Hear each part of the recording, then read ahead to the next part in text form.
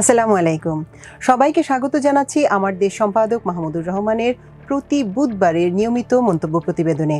সঙ্গে আছি আমি তামান্না মিনহাজ। আজকের মন্তব্য প্রতিবেদনের শিরোনাম, যে সামরিক বাহিনী আমাদের প্রত্যাশা। চলুন দর্শক জেনে নেই আজকের মন্তব্য প্রতিবেদনটির আদ্যোপান্ত। ফ্যাসিস্ট শেখ হাসিনা রাষ্ট্রের সব প্রতিষ্ঠান ধ্বংস করে দিল্লিতে তার প্রভুর কাছে পালিয়েছেন।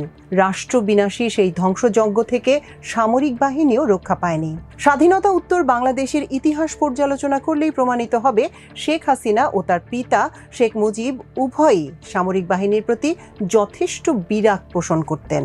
শেখ মুজিবুর রহমানের সাংবাদিক বন্ধু Anthony Mascarenhas Bangladesh a legacy of blood নামে একটি বিখ্যাত বই লিখেছিলেন। শেখ মুজিবুর রহমানের শাসনকালে বাকশালের পতন এবং চট্টগ্রামে জিয়াউর রহমানের হত্যাকাণ্ডের বর্ণনা সংবলিত ৮০-র দশকের বইটি বাংলাদেশে বহুল পঠিত।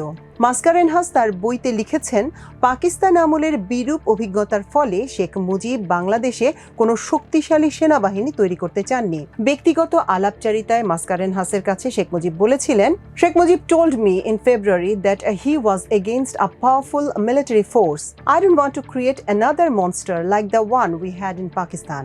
সেনাবাহিনীকে নিজ নিয়ন্ত্রণে রাখার উদ্দেশ্যেই শেখ মুজিব ১৯৭২ সালের জানুয়ারিতে পাকিস্তান থেকে ফিরেই ভারতের সহায়তায় সমান্তরাল দলীয় বাহিনী হিসেবে বিতর্কিত রক্ষী বাহিনী তৈরি করেছিলেন। প্রসঙ্গক্রমে এটাও উল্লেখ করা আবশ্যক, ভারতের শাসকরাও বাংলাদেশে কোনো কার্যকর সেনাবাহিনী থাকুক সেটা কোনোদিন চাননি। ১৯৭৫ সালে মুক্তিযোদ্ধাদের নেতৃত্বে সেনাবাহিনীর একাংশের অভ্যুত্থানে শেখ মুজিব সপরিবারে নিহত এবং একদলীয় স্বৈরাচারী বাকশাল শাসন ব্যবস্থার পতন ঘটলে সেনাবাহিনীর প্রতি শেখ হাসিনার পারিবারিক বিরাগ আরও তীব্র হয়। তার উপর আওয়ামী লীগ মূল প্রতিদ্বন্দ্বী দল বিএনপির প্রতিষ্ঠাতা স্বাধীনতার ঘোষক জেনারেল জিয়াউর রহমান নিজে একজন প্রবল জনপ্রিয় সেনাপ্রধান ছিলেন, যে বিষয়টি শেখ হাসিনার সেনা বিদ্বেষের আগুনে সারা জীবন ঘি ঢেলে গেছে। শেখ হাসিনা, আওয়ামী লীগের নেতৃবৃন্দ এবং ভারতপন্থী বুদ্ধিজীবীরা সবসময় বিএনপিকে ক্যান্টনমেন্টে তৈরি দল বলে উপহাস ও অবজ্ঞা করেছেন। শেখ হাসিনা এতটাই সেনা বিদ্বেষী ছিলেন যে ১৯৯১ সালের সংসদে বিরোধী দলীয় নেতার দায়িত্ব পালনকালে তিনি বাংলাদেশে নিযুক্ত তৎকালীন ভারতীয় হাইকমিশনার কৃষ্ণন শ্রীনিবাসের কাছে সামরিক বাহিনী সম্পর্কে অত্যন্ত বিরূপ এবং সর্বৈব মিথ্যা মন্তব্য করে তাকে চমকে দিয়েছিলেন। ভারতের এই সাবেক কূটনীতিক বাংলাদেশে তার কার্যকাল নিয়ে দ্য জামদানি রেভলিউশন নামে একটি বই রচনা করেছিলেন। সেই বইতে তিনি লিখেছেন, পার্বত্য চট্টগ্রামে ভারতের ইন্ধনে ও সামরিক সহায়তায় পরিচালিত চাকমা বিদ্রোহ সম্পর্কে মন্তব্য করতে গিয়ে শেখ হাসিনা উল্টো বাংলাদেশ সেনাবাহিনীর বিরুদ্ধে বিষোদ্গার করে তাকে চমকে দিয়েছিলেন। ভারতীয় হাইকমিশনারকে শেখ হাসিনা বলেছিলেন, চাকমা বিদ্রোহীরা নয়, বরং বাংলাদেশ সেনাবাহিনীর সদস্যরাই পার্বত্য চট্টগ্রামে যাবতীয় সহিংসতা চালাচ্ছে। শেখ হাসিনার সেই বক্তব্য প্রকাশ্য রাষ্ট্রদ্রোহিতা হলেও বিস্ময়করভাবে আজ পর্যন্ত কোনো সরকার তার বিচার করেনি। সেনাবাহিনীর অভ্যন্তর থেকেও শেখ হাসিনার ভয়ানক দেশ ও সেনা বিরোধী মন্তব্যের কোনো প্রতিবাদ আমার দৃষ্টিতে আসেনি। ২০০৯ সালে দ্বিতীয়বার ক্ষমতায় এসেই ফেব্রুয়ারিতে প্রথম রাতে বিড়াল মারার মতো করে শেখ হাসিনা এবং তৎকালীন সেনা প্রধান মঈন খোদ রাজধানীতে বিভৎস বিডিআর হত্যাকাণ্ড ঘটতে দিয়ে বাংলাদেশ সেনাবাহিনীর মেরুদণ্ড ভেঙে দিয়েছিলেন।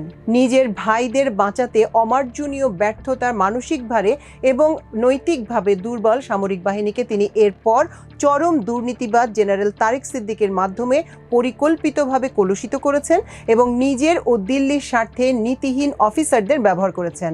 শেখ হাসিনা তার বাছাই করা সিনিয়র সামরিক কর্মকর্তাদের ঢালাও দুর্নীতির সুযোগ করে দিয়েছেন। তাদের দিয়ে ভিন্ন মতাবলম্বীদের গুম ও বিচার বহির্ভূত হত্যা করিয়ে খুনের মামলার আসামি বানিয়েছেন। বিভিন্ন বাহিনীতে ভারতীয় গোয়েন্দা সংস্থার অনুপ্রবেশ ঘটিয়েছেন। আন্তর্জাতিক অঙ্গনে বাংলাদেশ সামরিক বাহিনীর ভাবমূর্তি ক্ষুণ্ণ করেছেন এবং দেশপ্রেমিক সামরিক বাহিনীকে জনগণের বিরুদ্ধে দাঁড় করিয়েছেন। অবৈধ ক্ষমতা দীর্ঘায়িত করার কৌশল হিসেবে শেখ হাসিনা সেনাবাহিনীকে এতটাই নিচে নামিয়েছিলেন যে জেনারেল আজিজ ও জেনারেল শফিউদ্দিনের মতো দুর্নীতিপরায়ণ, অনৈতিক ও অদক্ষ অফিসার বাংলাদেশ সেনাবাহিনীর চিফ হতে পেরেছিলেন। পুলিশের একজন ওসি প্রদীপ অবসরপ্রাপ্ত সেনা কর্মকর্তা মেজর সিনহাকে ভুয়া এনকাউন্টারে হত্যা করে তার লাশে লাথি দেওয়ার সাহস পেয়েছিলেন এবং কক্সবাজারে সেই হত্যা হত্যাকাণ্ড সম্পর্কিত সংবাদ সম্মেলনে তৎকালীন পুলিশ প্রধান বেনজির আহমেদ সেনা প্রধান জেনারেল আজিজের প্রতি প্রকাশ্যে অবহেলা দেখিয়ে প্রমাণ করেছিলেন হাসিনার আমলে পুলিশ প্রধান অধিক ক্ষমতাধর। ফ্যাসিস্ট আমলে জনগণ বিশ্বাস করতে আরম্ভ করেছিল বাংলাদেশের সব ক্যান্টনমেন্ট ভারতীয় গোয়েন্দা সংস্থার অবাধ বিচরণ ক্ষেত্রে পরিণত হয়েছে। মোট কথা, সামরিক বাহিনীর কোনো সম্মান তিনি আর অবশিষ্ট রাখেননি। শেখ হাসিনার দুষ্কর্মের ফলে সামরিক বাহিনীর সঙ্গে জনগণের যে অনাকাঙ্ক্ষিত দূরত্ব এবং ভুল বোঝাবুঝি সৃষ্টি হয়েছে, সেটি দেশের স্বাধীনতার জন্য বিপদ ডেকে আনতে পারে। যে তরুণরা জুলাই বিপ্লবে নেতৃত্ব দিয়েছে অথবা অংশ নিয়েছে, তাদের মধ্যে অনেকেই হয়তো জানে না মহান মুক্তিযুদ্ধের মাধ্যমে সৃষ্ট বাংলাদেশ সামরিক বাহিনীর প্রতি একসময় এদেশের জনগণের কতখানি প্রীতি ও সম্ভ্রম ছিল। 1971 সালে স্বাধীনতার আনুষ্ঠানিক ডাকও এসেছিল একজন সেনা কর্মকর্তার কণ্ঠেই। আজও লিখতে বসে 1975 সালের 7 নভেম্বরের একটি দৃশ্য চোখের সামনে ভাসছে। আমরা কয়েকজন বুয়েটের সহপাঠী শাহবাগের মোড়ে দাঁড়িয়ে আনন্দে উদ্বেলিত হয়ে দেখছিলাম একটি ট্যাঙ্কের ওপরে জনতা ও সেনা সদস্যরা কোলাকুলি করছেন। উল্লসিত জনতা সেনা সদস্যদের গলায় ফুলের মালা পরিয়ে দিচ্ছেন। একজন সেনা কর্মকর্তা বক্তৃতা করছিলেন, আর উপস্থিত জনতা হাততালিতে ফেটে পড়ছিল। কারণ জনগণ সেদিন বিশ্বাস করেছিল সেনাবাহিনীর অসীম বীরত্বের সঙ্গে খালেদ মোশাররফের ভারত সমর্থিত পাল্টা অভ্যুত্থান নস্যাৎ করে দেশের স্বাধীনতা রক্ষা করেছে। 1990 সালে সেনাপ্রধান জেনারেল নুরুদ্দিন খান যেদিন স্বৈরাচার রাষ্ট্রপতি এরশাদকে জানিয়ে দিয়েছিলেন সামরিক বাহিনী গণ অভ্যুত্থানের পক্ষে অবস্থান নিয়েছে, সেদিনও জনগণ দেশপ্রেমিক সামরিক বাহিনীকে অভিবাদন জানিয়েছিল। 1996 সালেও অনেকটা 1975 সালের 7 নভেম্বরের মতো করেই দেশপ্রেমিক সেনাবাহিনী জেনারেল নাসিমের ভারতপন্থী কূ বিফল করে দিয়ে জনগণের শ্রদ্ধার পাত্রে পরিণত হয়েছিল। সেনাবাহিনীর সঙ্গে দেশের সংখ্যাগরিষ্ঠ জনগণের দূরত্ব সৃষ্টি হয়েছিল ভারতের ইশারায় মঈন মাসুদের 1/11 অভ্যুত্থানের পটভূমিতে। সেই সরকারই ভারতের সঙ্গে যোগসাজশে শেখ হাসিনাকে ক্ষমতায় ফিরিয়ে আনার ষড়যন্ত্রে লিপ্ত হয়েছিল। সেই সময় থেকে দেশের রাজনীতিতে ডিজিএফআইয়ের যে অপতৎপরতা শুরু হয়েছিল, সেটি শেখ হাসিনার পতন পর্যন্ত অব্যাহত ছিল। জেনারেল আমিন, জেনারেল মামুন খালেদ, জেনারেল আকবর, জেনারেল সাইফুল আবেদিন, জেনারেল হামিদ প্রমুখ সামরিক কর্তারা ব্যক্তিগত লোভ ও স্বার্থসিদ্ধির জন্য রাষ্ট্র ও সামরিক বাহিনীর অপূরণীয় ক্ষতি করেছেন। অপরদিকে শেখ হাসিনা নানা রকম বাণিজ্যিক কর্মকাণ্ডে সামরিক বাহিনীকে সম্পৃক্ত করে প্রতিষ্ঠান হিসেবে তার নৈতিকতা ধ্বংস করতে চেয়েছেন। 2024 সালের 5 আগস্ট সামরিক বাহিনী শেষ পর্যন্ত ফ্যাসিবাদের বিরুদ্ধে লড়াইয়ে জনগণের পক্ষে অবস্থান নিলেও 2007 সালের 11 জানুয়ারি থেকে প্রায় 18 বছরের অব্যাহত জুলুমের সঙ্গে সম্পৃক্ততার ফলে জনগণের সঙ্গে সামরিক বাহিনীর আগের মতো পারস্পরিক আস্থার সম্পর্ক এখন পর্যন্ত তৈরি হতে পারেনি। এটা জাতির জন্য দুর্ভাগ্যজনক। আমরা বাংলাদেশ সেনাবাহিনীকে আবার 1971 সাল, 1975 সাল, 1990 সাল এবং 1996 সালের মতো নির্লোভ, অকুতোভয় ও দেশপ্রেমিক রূপে দেখতে চাই। অনেকেই তর্ক করে থাকেন বিদ্যমান সরকারের নির্দেশের বাইরে যাওয়ার কোনো উপায় সেনাবাহিনীর থাকে না এবং সেই কারণেই শেখ হাসিনার প্রায় 17 বছরের অপশাসনকালে ফ্যাসিবাদী ও ভারতের প্রতি নতজানু কর্মকাণ্ডের প্রতিবাদ জানানো বাংলাদেশের কোনো সেনাপ্রধানের পক্ষেই সম্ভব হয়নি। আমার প্রথম যুক্তি হলো, রাষ্ট্র পরিচালনার উপরোক্ত নীতিটি কেবল কোনো বৈধ সরকারের বেলায় প্রযোজ্য। 2014 সালের একদলীয় ভুয়া নির্বাচনের পর যেহেতু শেখ হাসিনা কোনো বৈধ প্রধানমন্ত্রী ছিলেন না, তাই তার নির্দেশ পালন সেনাবাহিনী সহ শাসন ব্যবস্থার কোনো অংশের জন্যই আর বাধ্যতামূলক ছিল না। দ্বিতীয় যুক্তি হলো, কোনো বৈধ শাসকেরও মানবতা বিরোধী আদেশ যেমন আয়নাঘর প্রতিষ্ঠার নির্দেশ পালন কোনো আইনেই বাধ্যতামূলক হতে পারে না। সুতরাং এর দায় শেখ হাসিনার সঙ্গে সব সংশ্লিষ্ট কর্মকর্তাকে অবশ্যই নিতে হবে।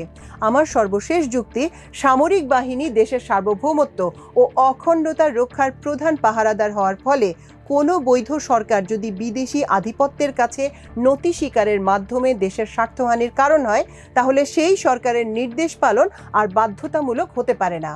শেখ হাসিনার দানবীয় শাসনের ভয়ানক অভিজ্ঞতা থেকে রাষ্ট্রের সব প্রতিষ্ঠান, রাজনৈতিক শক্তি এবং আপামর জনগোষ্ঠীর প্রয়োজনীয় শিক্ষা নেওয়া আবশ্যক। আমাদের দেশ ভৌগোলিকভাবে এক প্রবল এবং আধিপত্যবাদী প্রতিবেশী দ্বারা বেষ্টিত। সুতরাং দেশের স্বাধীনতা রক্ষা করতে হলে অবশ্যই আমাদের ঐক্যবদ্ধ থাকতে হবে। ভুলে গেলে চলবে না, রাষ্ট্রের সুরক্ষায় সামরিক বাহিনী এক অতি গুরুত্বপূর্ণ এবং অত্যাবশ্যকীয় অংশ। সামরিক বাহিনীর কোনো কর্মকর্তার বিষয় জনগণের মধ্যে প্রশ্ন উত্থাপিত হলেও আমরা প্রতিষ্ঠান হিসেবে সেটিকে দুর্বল কিংবা প্রশ্নবিদ্ধ করতে পারি না। স্বাধীনতার পর থেকে আমাদের আঞ্চলিক শক্তিধর প্রতিবেশী দেশ বাংলাদেশে কোনো শক্তিশালী সামরিক বাহিনীর উপস্থিতি দেখতে চায়নি। আমার মনে আছে স্বাধীনতার পর এমন প্রস্তাবও আলোচিত হয়েছিল যে বাংলাদেশ সুইজারল্যান্ডের মতো হবে, যেখানে কোনো সেনাবাহিনী থাকবে না। দেশের অভ্যন্তরে আইন শৃঙ্খলা রক্ষার জন্য কেবল পুলিশের প্রস্তাব করা হয়েছিল। বাংলাদেশকে নিরাপত্তা প্রদানের নামে দিল্লির শাসক শ্রেণী আমাদের দেশকে ভুটানের মতো অঘোষিত উপনিবেশে রূপান্তর করার স্বপ্ন দেখেছিল।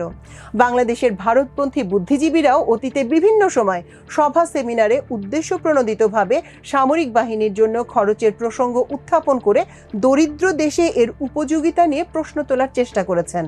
আমার বিবেচনায় এসবই দেশবিরোধী বৃহত্তর ষড়যন্ত্রের অংশ। বাহ্যিক ও অভ্যন্তরীণ হুমকি মোকাবেলা করার জন্য আমাদের অবশ্যই একটি দক্ষ ও দেশপ্রেমিক সামরিক বাহিনী থাকতে হবে।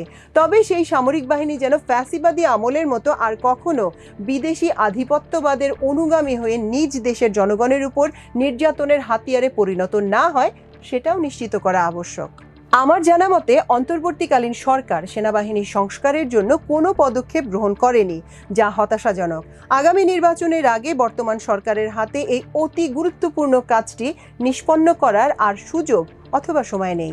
আমি আশা করব ফেব্রুয়ারিতে নির্বাচিত সরকার দায়িত্ব গ্রহণ করে সব স্টেক হোল্ডারকে সঙ্গে নিয়ে সেনাবাহিনী সংস্কারের কাজটি গুরুত্বের সঙ্গে গ্রহণ করবে। ইনশাল্লাহ দেশের দেশপ্রেমিক জনগণ এবং সামরিক বাহিনী ঐক্যবদ্ধভাবে স্বাধীনতা ও রাষ্ট্রীয় অখণ্ডতার বিরুদ্ধে সব হুমকি সফলভাবে মোকাবেলা করবে। দর্শক, আমার দেশ সম্পাদক মাহমুদুর রহমানের প্রতি বুধবারের নিয়মিত মন্তব্য প্রতিবেদন আজ এ পর্যন্তই। ইনশাল্লাহ আগামী বুধবার আবারও আপনাদের সঙ্গে আরেকটি আয়োজনে দেখা হবে। সে পর্যন্ত আল্লাহ আপনাদের সবাইকে ভালো রাখুন, সুস্থ রাখুন, সমৃদ্ধ রাখুন। এতক্ষণ সঙ্গে থাকার জন্য অশেষ কৃতজ্ঞতা। আল্লাহ হাফেজ।